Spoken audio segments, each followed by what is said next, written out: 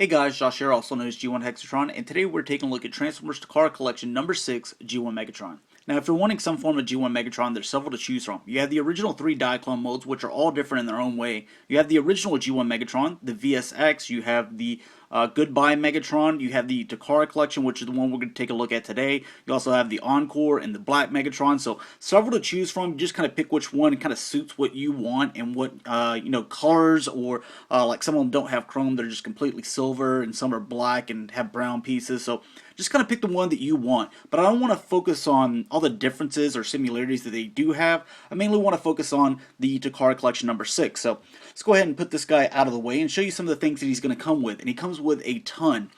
You get this Decepticon mouse pad, which on one of the Optimus Primes you also get an Autobot one. The only downside to this, as you can see, that my hand is actually bigger than the mouse pad, so your mouse ends up going off screen quite often. So that's one little downfall there. You get the Megatron gun, which never really made much sense to me. Why Megatron would come with a gun if he turns into a gun and he has a big cannon on his arm. But you get this nice chrominess all around, so very nice done.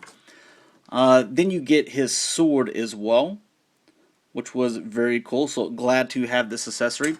One of the little added bonuses, which is really cool, is he gets this Energon mace, which you can see that this is plastic, so it's not actually a painted purple chain, but very cool, and it doesn't really weigh his arm down or anything like that, so I really do dig it. Some of the other little pieces that you'll get if you're trying to complete this guy, maybe you don't buy him in package, you're going to have this piece right here, and it's going to have quite a few stickers that you put on. You have this piece, so if you are just trying to put a Megatron together, you can go ahead and put that, and it'll come in package just like so. And I'll set that right there. You're going to have this piece as well. And with this, you can go ahead and attach that. So that is going to form the 3 pieces, and that's going to basically be, I believe this is called the stock. You're going to have his cannon or his sights. You're going to have this piece right here that'll fit on the end of the gun. And you're also going to have this piece right here. And you can go ahead and put this together. That's very simple. And so a lot of times you'll see it online to where they're just selling it as, I have all 3 pieces. So that's basically what you will be looking for if they, say something like that. Some of the other things that he does come with, he comes with 2 sprues of these red little bullets here, or missiles, whatever you prefer you want to call them. Comes with an extra sheet of Decepticon stickers, which is always nice to have, especially if you are a third-party collector. Comes with a Megatron little card right here. As you can see, it says number 16, since I believe the original Transformer, whenever he came out, was number 16 as well. So I think that's what that is referring to, but I'm not 100% sure. You can see that you have this big sticker sheet because you're going to end up putting on all the stickers. And you have his instruction manual, which also says all the things that he comes with. Alright, sorry about that. My camera keeps on going dark mode whenever I bring the guns up close, so hopefully that doesn't happen again. But anyways, on this guy, kind of keeping it a little bit afar. I know it's kind of hard to see, but it basically says MC 12.13 on the authentic, and then whenever you bring in the Takara Collection version, it doesn't say anything over here. One of the mold differences that I actually wanted to point out, on this guy, where this on a real gun would be the safety, it kind of has a quarter circle right here, so it goes about here to here. Whenever you look at the Takara Collection, you can see that it's a half circle, so it's actually quite a bit longer. You can see those little ridges, that this has quite a few of them, and this one is kind of covered up by that other quarter of a circle. So kind of weird. I don't know why they decided to go that route, but they did. The other thing is, whenever you look at the authentic, it says C 1974-1983, made in Japan, Takara Company Ltd. Whenever you look at the Takara Collection, it just says made in China, Takara. So that's pretty much all you're going to get on this guy. You're not going to have a date or anything, and you can obviously see the rub symbol. My authentic did not have one on there. Not sure if he came with one, or he's just really old, because I did buy him secondhand. Who knows, maybe even third hand. The guy is need to do some restoration on him and, you know, tighten some screws and add some stickers and stuff like that. But here is another gun comparison. Here he is. This guy is actually a knockoff. I've done a review on him. He's the only knockoff that I do own, but this is Browning from the Super Guy Master Force series. Just had to have him just because it's very hard to find one of the original gun robos. Had to have this guy, and he's a great figure. So again, if you don't have this or are contemplating whether you want to buy this guy, I did a review on him, and he's really awesome. But anyways, here he is with a much smaller gun. These are the two that actually made it to the Transformer line. There was also a 44 Magnum from the Gun Robo Micro Change line. But really cool robots. I wish we would have got more of them. Would have been awesome. And I will transform them all for you. First off, let's go ahead and assemble this guy into his, I guess you could say, like little sniper mode or something like that, which you see him in the cartoon every once in a while. Basically, you're going to come from the top here with that section. This here will fit on that, just like so. And here on the back, going to come up from, I believe, the bottom here. Yeah, there you go. So a little bit difficult to see on camera, but you kind of get the general idea. Very cool looking. One thing I did want to show you is that you can fire his bullets. I do have one here for you, and we will put it down there. And so there you go. And a little bit of force. I mean, it's not going to, you know, I won't say like knock somebody back or anything like that, but you know, it could definitely, you know, hurt you if you were a little kid or something. So I could definitely see why these were a, you know, safety hazard for you know, kids back then, because I mean, we would just shoot the crap out of each other. So anyways, let's get into the robot mode. Alright, getting onto the robot mode, first thing we're going to do is pull out these feet just like so. Pull out the handle, split these apart. These will be the legs. And if you wanted to, I guess you kind of got yourself a little third alternate mode there, to where he looks like one of those Bayformers. Then I forget who they're calling him, but I think it should be Galvatron. But they said like his face turns into a gun or something like that. Kind of stupid. But anyways, move his legs around just like so. With this back part right here, you're going to come down. This you're going to separate here. Pull these apart and lay those to the side. Then with this section, mine's a little difficult sometimes, getting this section up. Oh, it gets stuck sometimes. There we go. There it's up. It just kind of gets caught on this peg. You're going to come around with this while moving this around. And that's going to set just like so. Move that leg around. And you're going to come up with this section here.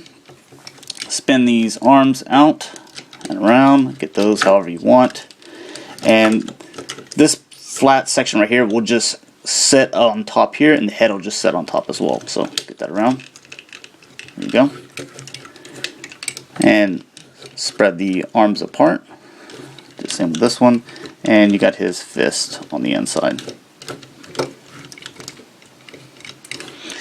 And there you have your G1 Megatron. Doesn't look too bad. I know he's got the, you know, like all this sticking out here, and you know, the legs are thin. He's got a big head, but considering that when this was originally made for the Gun Robo line, I mean, this is pretty genius design. Gotta really hand it to him. I mean, this is one awesome looking robot. First off, we'll do a couple of comparisons, and if I can get this guy to stand, here is my authentic, which kind of gives you an idea why I wanted to buy the Takara collection one that was a little bit newer. Like I say, he does need some new stickers, but he needs a lot of tightening. But everything is essentially the exact same. Even though, you know, this guy doesn't have stickers or anything like that, or they're not in that great condition, but exactly the same. Look good. The only differences really are in his gun mode and the fact that, you know, this one's not in that great condition. So we'll move him to the side.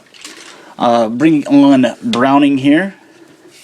And one of the cool things about, you know, Megatron is his fist actually came in there where Browning, you know, the original, you know, micro change gun robo. It came with 4 fists and it's 2 guns here. This one came with 2. So you actually have to keep onto those and plug them in to where you always have them equipped with Megatron here. But you can see the little size difference, and Megatron was much larger to where Browning was a much smaller figure. Like he would fit in the palm of a kid's hand, so like he did in Super Guy Master Force with Cancer. You can kind of see them there. Just beautiful die cast. This Megatron is actually quite heavy, to be honest. And just a couple more size comparisons. Here he is with G1 Skywarp. So, I mean, everything kind of measures up there. He's exactly where he needs to be. Put him to the side. I don't have Optimus over here. There is Hot Rod. And one more Autobot that he would actually face off against is Sideswipe. So, there you go for size comparisons. And let's give him some of his weapons here.